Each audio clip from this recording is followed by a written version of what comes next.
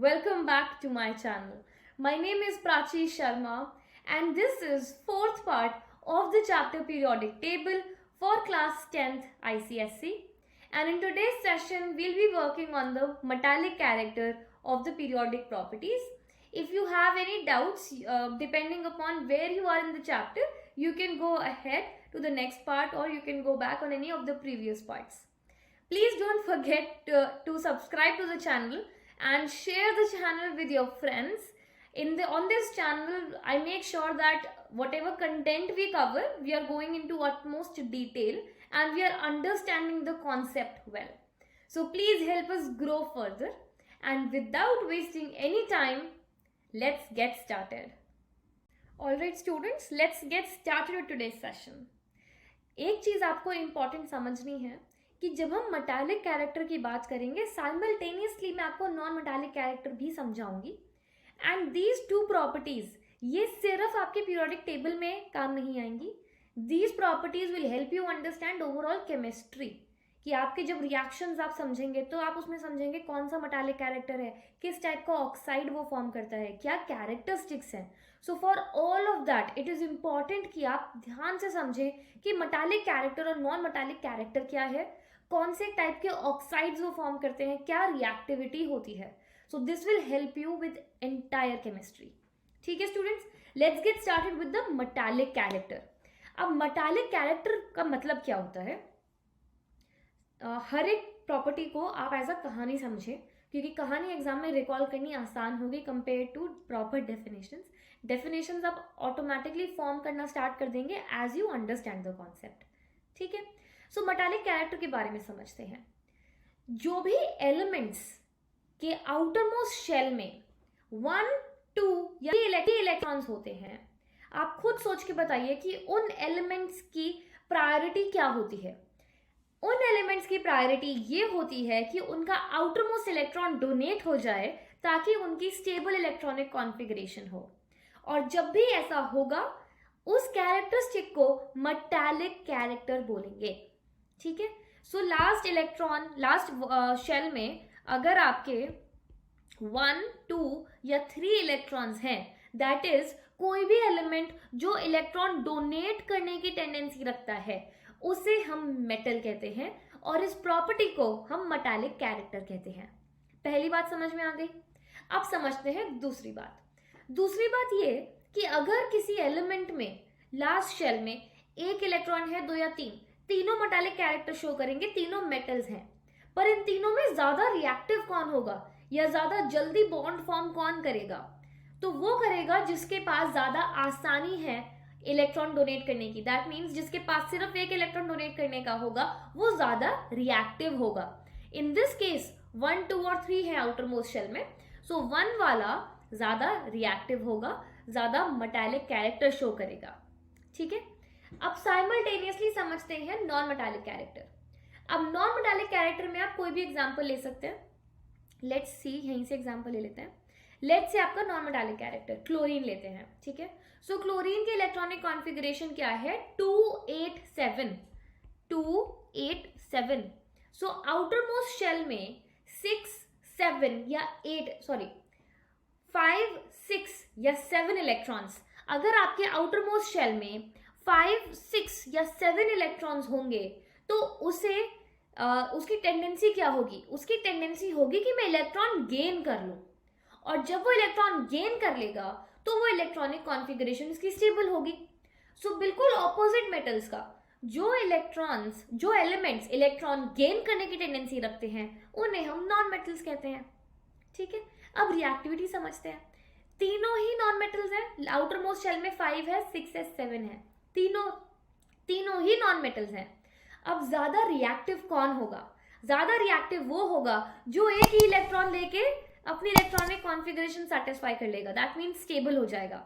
वो ज्यादा रिएक्टिव होगा, वो जल्दी से इलेक्ट्रॉन एक्सेप्ट करने की कोशिश करेगा. तो इस केस में क्या होगा? 7 वाला ज्यादा रिएक्टिव होगा कंपेयर टू 6 एंड 6 वाला ज्यादा रिएक्टिव होगा कंपेयर टू 5. ठीक है, सो 7, 6, 5 ऐसे आपकी रिएक्टिविटी होगी. मैं आपको रिएक्टिविटीज बार बार इसलिए बता रही हूँ क्योंकि इस टाइप के क्वेश्चंस एग्जाम में आते हैं. They can give you an example and they can ask you write the increasing और decreasing order of the metallic character या फिर नॉन मेटालिक कैरेक्टर, या फिर रिएक्टिविटी, नॉन मेटालिक कैरेक्टर की रिएक्टिविटी, उसका इंक्रीजिंग या डिक्रीजिंग ऑर्डर लिखिए. इसलिए आपको ये बात समझनी जरूरी है. ठीक है, अब वापस आ जाते हैं मेटल्स पे. ठीक है, हमने डेफिनेशन पढ़ ली थी. That is those elements which have a tendency to lose their valence electrons to form a positive ion are considered metals. ठीक है, अब हाइड्रोजन पे आते हैं. हाइड्रोजन एक ऐसा एलिमेंट है जिसके अंदर न्यूट्रॉन अवेलेबल नहीं होता. दिस मीन्स कि जब उसके पास एक ही इलेक्ट्रॉन है और एक ही प्रोटॉन है और उसने वो एक इलेक्ट्रॉन डोनेट कर दिया तो वो सिर्फ एक प्रोटॉन भी कहला सकता है. आप उसे एक अकेला प्रोटॉन भी कह सकते हो because that is the only thing a hydrogen ion is carrying, सिर्फ एक प्रोटॉन. ठीक है, so let's quickly read this note. Hydrogen is an element or a non-metal which does not have a neutron. It has only one electron and one proton. On losing this electron, it forms its cation, which has only one proton. Therefore, its cation can also be called a proton. ठीक है, आगे बात समझ. अब हम metals के metallic character के बारे में और पढ़ते हैं. अब आपको मेटालिक कैरेक्टर ये बेसिक समझ में आ गया. जो भी एलिमेंट इलेक्ट्रॉन को डोनेट करने की कोशिश करेगा या इलेक्ट्रॉन को डोनेट करके स्टेबल इलेक्ट्रॉनिक कॉन्फ़िगरेशन अचीव करने की कोशिश करेगा उसे हम मेटल कहेंगे. तो ये किन बातों पे डिपेंड कर सकता है? ये दो बातों पे डिपेंड कर सकता है. सबसे पहला एटॉमिक साइज. जितना ज्यादा बड़ा एटॉमिक साइज, दैट इज जितना ज्यादा एटॉमिक साइज होगा उतना दूर होगा आउटर मोस्ट शेल, उतना ही दूर होगा आपका वैलेंस इलेक्ट्रॉन, तो वहां से डोनेट करना बहुत आसान हो जाएगा. ठीक है, so that means atomic size, greater the atomic size, greater is your metallic character. ठीक है, so greater is the atomic size, metallic character भी accordingly बढ़ेगा. ठीक है, met CH कर देते हैं. तो metallic character भी accordingly increase होगा. जितना बड़ा एटम उतना ज्यादा दूर वैलेंस इलेक्ट्रॉन और उतना आसानी से डोनेट करना आसान होगा. दूसरा, न्यूक्लियर चार्ज.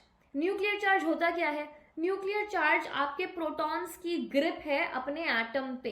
ठीक है, प्रोटॉन ही आपके पूरे एटम को एक जगह कंबाइन करके रखता है या साथ में रखता है, और वही है आपका जो वैलेंस, जो आपके शेल्स हैं उनको इक्वल डिस्टेंसेस पे या प्रॉपर डिस्टेंसेस पे मेंटेन रखता है. वो प्रोटॉन्स का पुल है. ठीक है, वो न्यूक्लियर चार्ज है. तो जैसे जैसे न्यूक्लियर चार्ज बढ़ेगा तो आउटर मोस्ट शेल्स छोटे होते जाएंगे. दैट मीन्स जो आपके प्रोटॉन्स है, न्यूक्लियस जो है वो उसे अपने पास खींचने की कोशिश करेगा. जब ऐसा होगा तो last, that is outer most electron donate करना मुश्किल होगा क्योंकि न्यूक्लियर चार्ज एक स्ट्रॉन्ग होल्ड करके बैठेगा. ठीक है, उसे पास में खींचने की कोशिश करेगा. सो इसीलिए आपका मेटालिक कैरेक्टर डिक्रीज होगा. ठीक है स्टूडेंट्स, तो जैसे जैसे मेटालिक न्यूक्लियर चार्ज इंक्रीज होगा आपका मेटालिक कैरेक्टर डिक्रीज होगा. ठीक है, रिवाइज करते हैं. क्योंकि न्यूक्लियर चार्ज हुए नंबर ऑफ प्रोटॉन्स, और जैसे जैसे नंबर ऑफ प्रोटॉन्स इंक्रीज होते हैं वो आउटर मोस्ट शेल को अपने पास पुल करने की कोशिश करता है, जिसकी वजह से वैलेंस इलेक्ट्रॉन का डोनेट होना या वहां से एक्सकेप करना मुश्किल हो जाता है. ठीक है, आई बात समझ. Now let's quickly look at this example. अब आपको group, this is across a period I think, yeah. So atomic size. So atomic size, greater the atomic size, farther is the outermost orbit and thus lesser is the nuclear pull exerted on it. ठीक है, जितने ज्यादा number of shells होंगे, जितना ज्यादा atomic size increase होगा उतना ज्यादा न्यूक्लियर चार्ज जो है उसका फोर्स लास्ट इलेक्ट्रॉन पे कम होता जाएगा. As a result, electrons can be removed easily from the valence shell and thus making the electrons more metallic. ठीक है, more metallic. Now next is nuclear charge. Nuclear charge आपको समझ में आया? So greater the nuclear charge, मतलब greater the number of protons, greater is the force exerted by the nucleus on the electrons. उसी ज्यादा strength से वो electrons को पुल करेगा. Electrons of the outermost orbit. This makes it difficult to remove the electrons from the outermost orbit, thus metallic character decreases. ठीक है students, elements which lose electrons to complete their octet are reducing agents. ठीक है, reducing agents. जो lose करेंगे electrons उन्हें reducing agents कहा जाता है. Metals are good reducing agents. Greater the tendency to lose electron, stronger is the reducing agent. मैंने आपसे कहा था metallic character non metallic character से आप पूरी केमिस्ट्री समझ पाएंगे. ठीक है, सो मेटालिक कैरेक्टर समझ में आया. जो इलेक्ट्रॉन आसानी से लूज करेगा वो मेटालिक कैरेक्टर होगा, दैट इज वो मेटल होगा. और जो एलिमेंट्स आसानी से अपना इलेक्ट्रॉन लूज कर सकते हैं उन्हें रिड्यूसिंग एजेंट्स भी कहते हैं. इसका मतलब क्या हुआ? इसका मतलब ये हुआ कि metals are good reducing agents. ठीक है students, now let's move ahead. Now trends in metallic character down a group. अब डाउन अ ग्रुप, पिछले वाले प्रॉपर्टी से हमें ये पता है कि जब हम डाउन अ ग्रुप आते हैं तो हमारे नंबर ऑफ शेल्स या फिर जो हमारा एटॉमिक साइज है वो बढ़ता जाता है. That means atomic size increases when we come down the group. सबसे पहले में आपका एक शेल होता है, फिर 2 शेल होते हैं, फिर 3 शेल होते हैं, फिर 4 होते हैं. तो accordingly size, that is atomic size, वो इंक्रीज होता है. और जब एटॉमिक साइज हमारा डाउन द ग्रुप इंक्रीज होता है दैट मीन्स कि इलेक्ट्रॉन को डोनेट करना आसान होता जाएगा. करेक्ट. दिस मीन्स कि मेटालिक कैरेक्टर इंक्रीज होता जाएगा as we come down the group. So let's look at it. On moving down a group, the atomic size increases and the nuclear charge also increases. Nuclear charge of course increase होगा क्योंकि atomic number अगर आप देखो तो बढ़ता जाता है. Correct.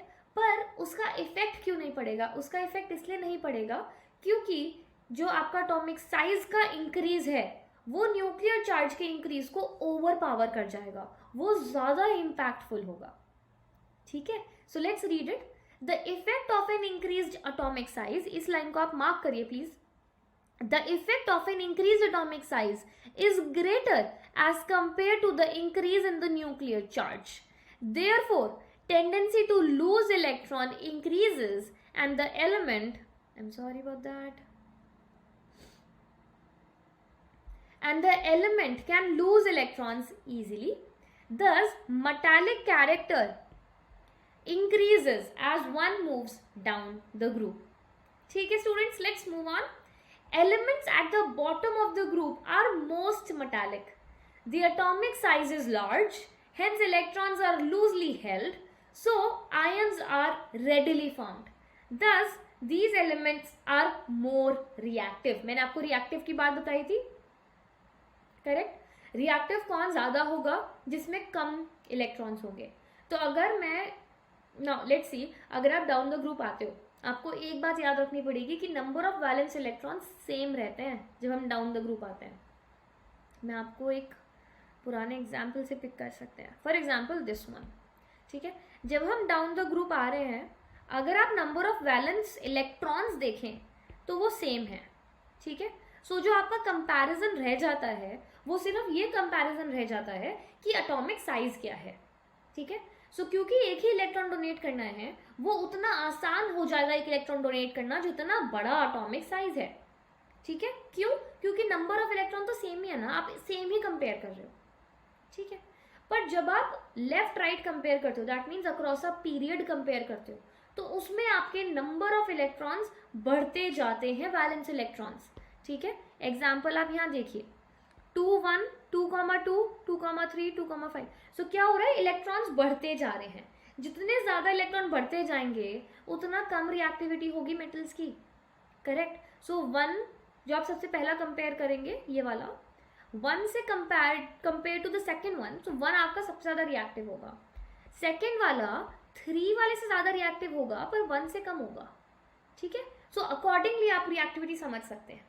क्योंकि ज्यादा इलेक्ट्रॉन्स हैं तो इसीलिए रिएक्टिविटी डिक्रीज होती जाएगी जब आप लेफ्ट टू राइट जा रहे हैं. ठीक है, लेट्स रीड इट फर्दर क्योंकि इसमें न्यूक्लियर चार्ज का भी इंपैक्ट होगा. Okay, example in group 1 lithium is the least metallic element. lithium क्यों है least metallic element? क्योंकि जब आप डाउन द ग्रुप आ रहे हैं लिथियम सबसे टॉप पे है, सो इसीलिए लिथियम का लीस्ट रिएक्टिव है, क्योंकि एक तो एक ही इलेक्ट्रॉन है आउटर मोस्ट शेल में, ऊपर से शेल बस 2 ही है, तो 2 शेल होंगे तो बहुत ज़्यादा डिस्टेंस नहीं है न्यूक्लियस से। Therefore compare to the electron which is at the bottom of the group, वो उसके लिए ज़्यादा वो लेस रिएक्टिव होगा, लीस्ट रिएक्टिव।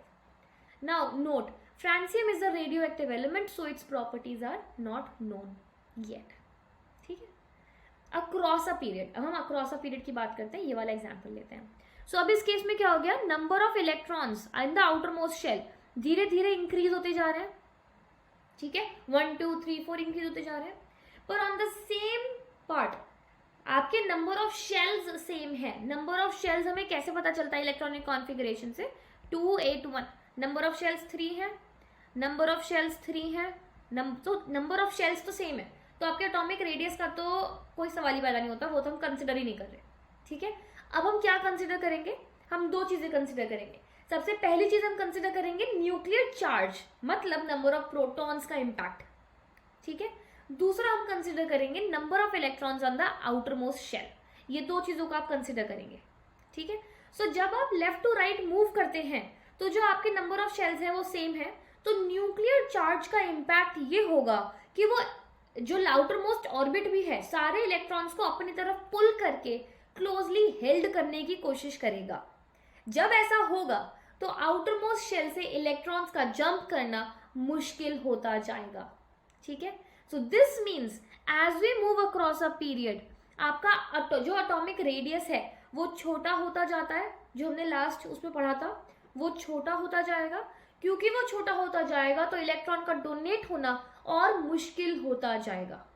ठीक है, 3 स्टेप्स में समझिए बात। पहला स्टेप, न्यूक्लियर चार्ज इंक्रीज होगा, वो इलेक्ट्रॉन्स को पुल करेगा। सेकेंड थिंग, जब वो इलेक्ट्रॉन्स को पुल करेगा तो आउटर मोस्ट ऑर्बिट और क्लोजर आ जाएगा, देयरफॉर एटॉमिक रेडियस मतलब जो साइज है वो छोटा होता जाएगा। थर्ड थिंग, जब आपका एटॉमिक रेडियस छोटा हो गया and you have a stronger hold from the nuclear charge, तो इलेक्ट्रॉन का जंप होना मुश्किल हो जाएगा। आई बात समझ? तो इसका मतलब when we are going left to right across a period, उस केस में हमारा मेटालिक कैरेक्टर डिक्रीज होता है। ठीक है, आई बात समझ? So let's quickly read it further. Across a period, on moving across a period, nuclear pull increases due to the increase in atomic number, and thus the atomic size decreases. Hence elements cannot lose electrons easily. Therefore the metallic nature decreases across a period, moving from left to right. ठीक है, ये बात समझ में आ गई आपको? Example, in the second period lithium is the most metallic, और जब हमारा डाउन द ग्रुप था तो लिथियम हमारा लीस्ट रिएक्टिव था। अब हम जब अक्रॉस अ पीरियड है तो लिथियम हमारा मोस्ट रिएक्टिव है। ठीक है, अब इसमें एक और चीज समझिए कि sodium in the third period, sodium is the most reactive, most metallic element. अब आपको एक चीज इसमें ये समझनी है कि हमारे जो मेटल्स हैं वो हमारी सिर्फ फर्स्ट कैटेगरी वाले आते हैं, फर्स्ट कैटेगरी। उसके बाद बीच में आते हैं मेटलॉइड्स। क्यों? क्योंकि आपकी कॉन्फ़िगरेशन ऐसी हो जाती है। और लास्ट में आते हैं आपके नॉन मेटल्स। ठीक है, सो लास्ट में नॉन मेटल्स कैसे हो गए? आउटर मोस्ट शेल 4 5 6 और 7। ठीक है, आई बात समझ? Now let's move ahead to the non metallic character. अब नॉन मेटालिक कैरेक्टर की आपको बेसिक अंडरस्टैंडिंग तो समझ में आई कि जो एलिमेंट्स एक्सेप्ट करने की टेंडेंसी रखते हैं, that means they take in electron, that those are known as non metallic elements. Okay students, let's continue further with non-metallic character. So in non-metallic character, I was telling you that these are the elements which have a tendency to accept electrons, and if you try to understand about it, that let's say if you have 5 6 or 7 electrons in the outermost shell, तो जिसमें ज़्यादा electrons हैं, let's say 7, तो उसे कितने electrons की ज़रूरत है? उसे सिर्फ एक electron की ज़रूरत है, तो वो ज़्यादा reactive होगा comparatively. ठीक है, so we understood the theory. Now let's read what the book says. Those elements which have a tendency to gain electrons in order to attain octet in their outermost orbit are considered as non-metals. Next part, Non-metals usually have 5, 6 or 7 electrons in their outermost orbits. They can gain 3, 2 or 1 electron respectively in order to attain octet or to complete their valence shells and form an anion. For example, chlorine and oxygen gain 1 and 2 electrons respectively to form anions. Chlorine का example दे रखा है 2, 8, 7. एक electron की जरूरत पड़ेगी तो chlorine negative, that is chlorine ion, anion बन जाएगा. सिमिलरली ऑक्सीजन को 2 इलेक्ट्रॉन्स की जरूरत पड़ेगी बिकॉज दैट इज 2, 6. सो आपका बन जाएगा oxygen 2-, that is anion oxygen का. सो उसका भी ऑक्टेट कंप्लीट हो जाएगा. Now let's see non metals किस बात पे डिपेंड करेंगे, नॉन मेटालिक कैरेक्टर किस बात पे डिपेंड करेगा. तो सिमिलरली जैसे हमने मेटालिक कैरेक्टर समझा, सेम ही 2 चीजें हैं, बस आपको समझना पड़ेगा कि इसमें वेरिएशन क्या है. सबसे पहले समझते हैं एटॉमिक साइज.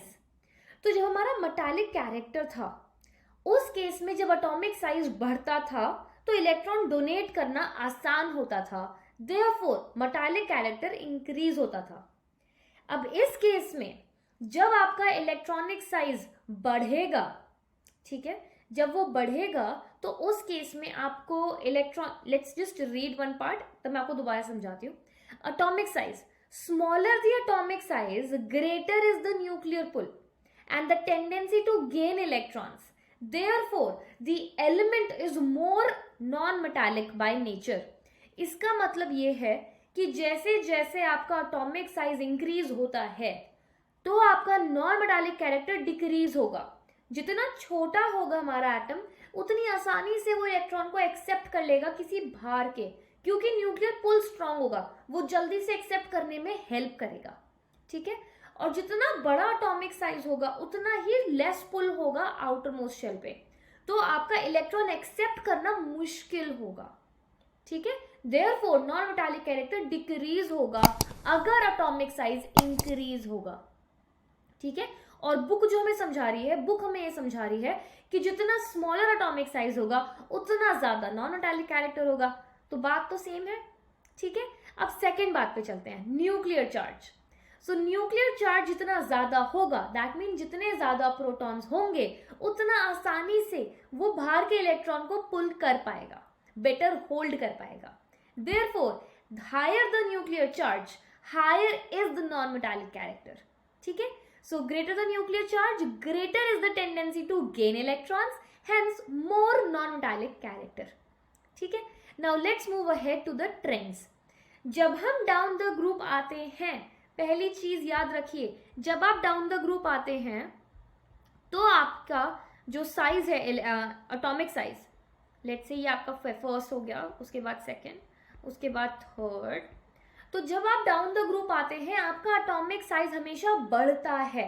अगर एटॉमिक साइज आपका बढ़ेगा तो इलेक्ट्रॉन एक्सेप्ट करना मुश्किल होगा. देयरफॉर आपका non metallic character down the group decrease होता है. ठीक है, हमेशा दिमाग में इमेजिनेशन रखिए, डाउन द ग्रुप आ रहे हो तो आपका एटॉमिक साइज बढ़ता जा रहा है, अक्रॉस द पीरियड जा रहे हो एटॉमिक साइज डिक्रीज होता जा रहा है. अगर इन 2 चीजों को आप दिमाग में बांध लेंगे तो आपको हर एक प्रॉपर्टी समझना आसान हो जाएगा बाय बेसिक लॉजिक. ठीक है, सो बाय बेसिक लॉजिक जितने ज्यादा इलेक्ट्रॉन शेल्स होंगे, दैट मीन्स एटॉमिक साइज जितना बड़ा होगा उतना ही मुश्किल होगा बाहर से इलेक्ट्रॉन एक्सेप्ट करना. Therefore, down a group, non-metallic character will decrease. Now let's quickly read what the book says. The atomic size increases due to the addition of new shells over successive periods. Though the nuclear charge increases due to an increase in atomic number, the effect of an increasing atomic size is greater. ठीक है? Therefore, non-metallic nature decreases down the group. ठीक है, now let's come on across a period. आप को example देखना है, आप यहाँ पे एग्जाम्पल देख सकते हैं. Now let's move across a period.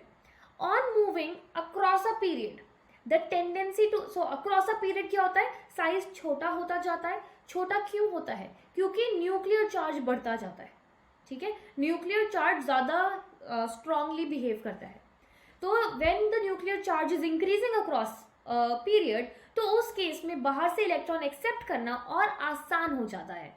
तो on moving across a period, the tendency to gain electrons increases. किस वजह से? Due to an increase in nuclear pull and a decrease in atomic size. जब nuclear pull increase हुआ और number of shells constant है, तो size automatically decrease हो जाता है. Therefore, non-metallic character increases across a period from left to right. You can take an example right here. These are your non-metals.